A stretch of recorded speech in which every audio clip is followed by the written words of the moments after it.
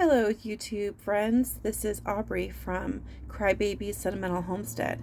I'm out in the dilapidated greenhouse, and I just wanted to mention some of the plants that I have out here growing very, maybe surprisingly.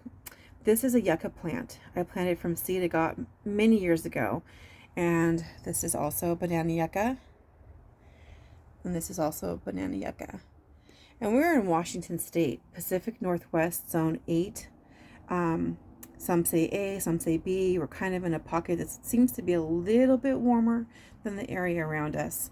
This is a banana yucca plant, which I would imagine, growing somewhere really dry and warm. However, it is growing very well. It's very hardy. It is almost as cold in here as it is outside. There are many broken panels here and the door doesn't close.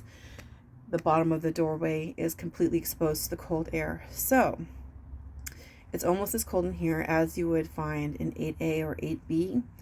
And this banana yucca plant is growing very well. It's growing very slowly, but it's doing very well. And it does not seem to have any kind of damage.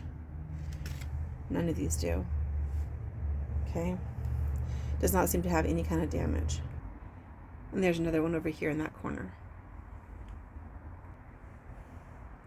This one here is by far the best one. I think this is a 1-gallon pot. About this one next to it's a lot larger. I did like a side-by-side comparison. It does not seem to be the size of the pot that makes it grow faster. Same kind of soil. Both have rocks at the top to keep the water from evaporating so quickly. This is a black pot. Maybe it's a little bit warmer. And that one over here, that one's also a black pot. Maybe that's also a little bit warmer. Where they're located right here with the glass, in the summertime, it does get pretty hot, which is surprising because these plants are doing really well with extremely hot temperatures in the summertime and pretty cold temperatures in the wintertime too.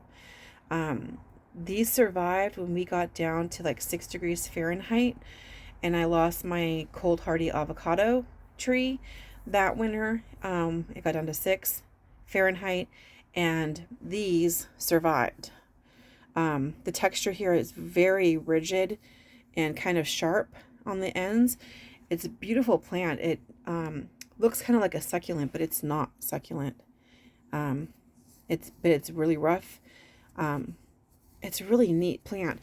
And now that I know how well they grow, it's been several years. I want to say it's been at least 5 years I've been growing these, which you can see how small it is. I mean, this is my hand in comparison.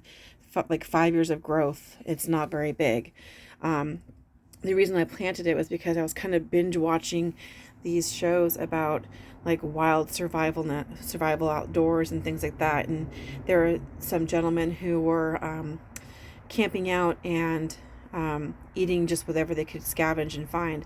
And these produce a flower like other yucca plants, but then the flower forms a fruit that they cooked up and said it tasted like green bell peppers. And so I thought that was really interesting as like a famine type food, and what a cool thing to have in your landscape if you could get it to survive.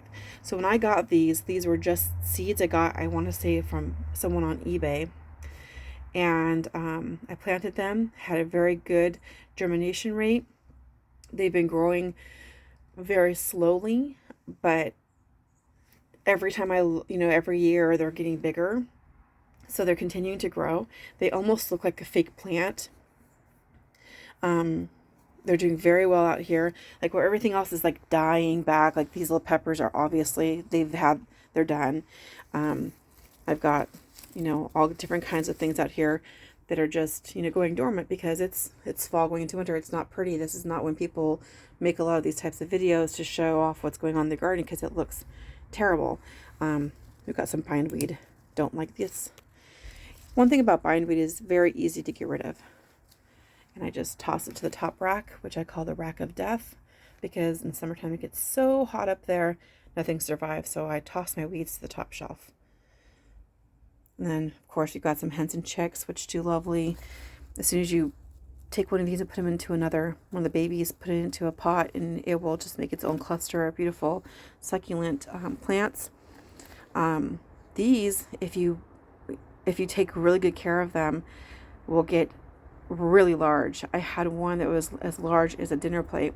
I had it on the bottom shelf, at the bottom of my greenhouse, where it got tons of water because the water just kind of like leaks down to the second level, and it's kind of shaded. Never gets too hot, never gets too cold.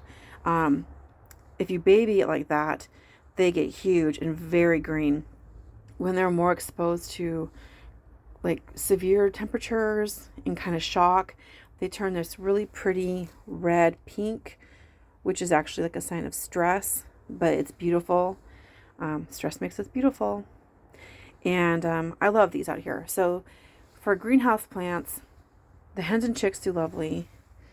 The banana yucca do really well.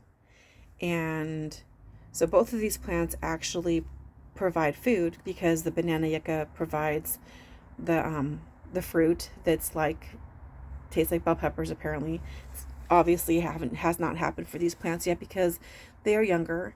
But actually these succulents, this type, I forget if it's sempervivum or echeveria, but these are actually edible.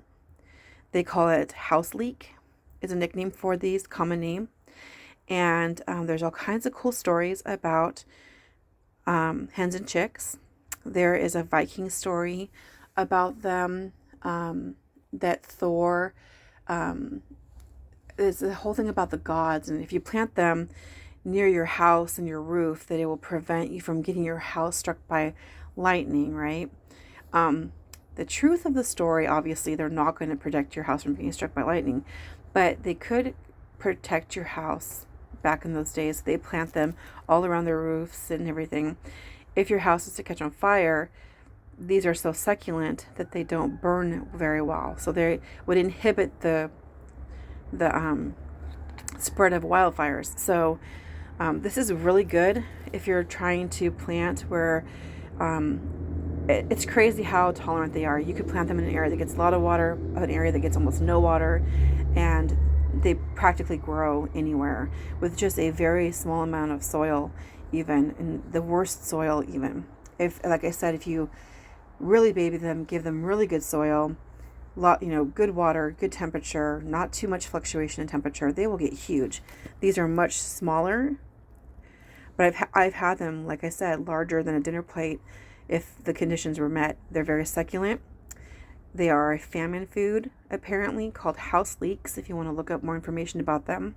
You do want to make sure, and I'm going to say I forget which one is sempervivum or echeverian, something like that. They are different. You can look very carefully. This type produces a really large, almost like a flower shoot that looks like an anemone, and it looks crazy, like it's from like the Avatar movie or something. This is that type, and I have never been able to collect seeds from that flower. I don't know if they produce viable seeds, but the flower stalk is absolutely the most interesting thing I've seen out here. The flower stalk for this plant, and you have to grow these. You can grow them anywhere. I tried planting them underneath some fruit trees. Not a good idea because you're going to be walking on them. So I don't want to walk on them, but any little space on the side where you're not going to be stepping would be a good place to put them. They could, put this down there, and then you won't have weeds growing because it really covers the space up. You can't really get to the soil to drop a seed to grow weeds. So it's a really neat plant to have famine food. And then these guys here, the banana yucca. So hopefully you've enjoyed learning or just discussing, because I'm just passing on information that I look up and I research. I'm not an expert on banana yucca or other kinds of plants, but I am definitely good at researching, and I have lots of questions, and so I'm constantly trying to search out more information about these kinds of plants.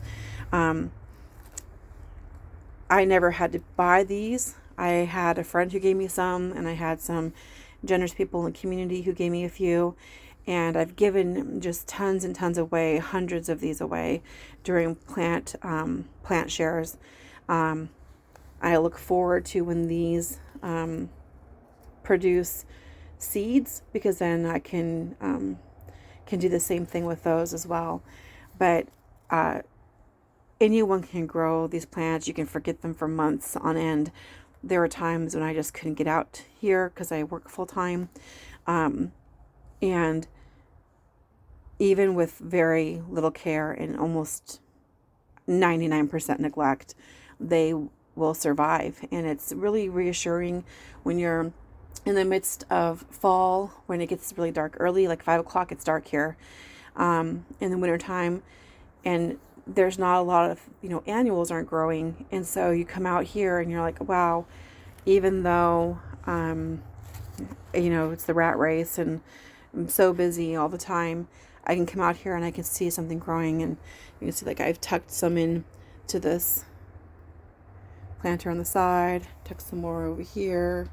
Like, anywhere I can tuck one, I am constantly moving them around and giving them more space so that they can kind of take over. It's also kind of satisfying when you have these outside leaves and you kind of easily pull them off and reveal the beautiful, it almost looks like a flower. It looks like a rosebud or something. The plant does, like a green rose. I love it. It's so pretty. One year, my students were able to give them to their moms for Mother's Day. Hens and chicks, right? Isn't that cute? Makes a great Mother's Day gift. Look how pretty that one is. That's lovely. And then it reminds you of, like, being a mom, because look at all those little babies. Aren't they cute? Anyhow, the banana yucca and our succulents, house leeks, hens and chicks, all kinds of common names. Have a wonderful day. Bye-bye.